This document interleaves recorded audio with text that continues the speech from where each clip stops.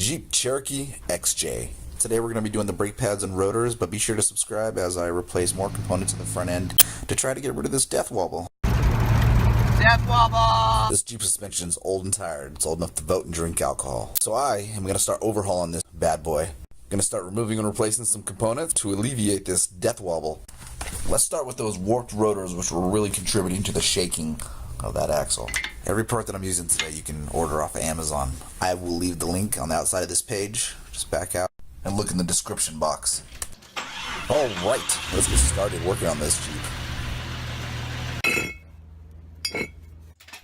After jacking the vehicle, be sure to use jack stands. You don't want to hold this vehicle up with just the jack itself.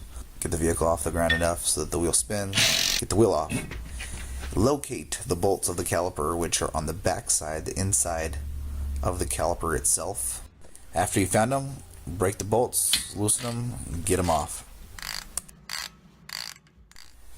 Now you have to get that caliper off. Sometimes you're able to just pull it right off, but it's sandwiched against that rotor, so in this instance I had to pry it with a crowbar, aka the backside of a hammer.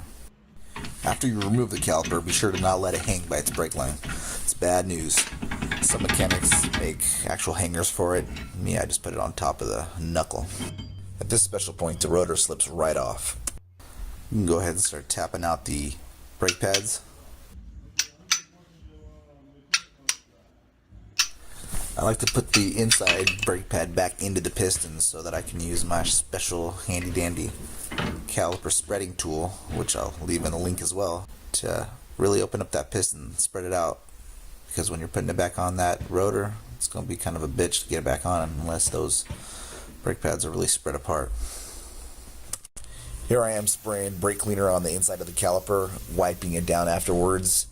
Then I take the lube and I wipe down the inside tracks to avoid squeaking, and makes for good movement of the pads. After all that's done, take all your new parts and start slapping them on. Take your rotor, slide it on just like how you took it off. Take your pads, they'll go in the piston, and then the little pieces of metal right there will slide on, the little guide metal on the outside portion of the caliper. And hopefully at this point you have spread your piston, your caliper enough to get it over the rotor. I'll show this in quick motion as I'm trying to get the caliper onto the knuckle and sandwiched over the rotor. The torque settings will come in handy right about now.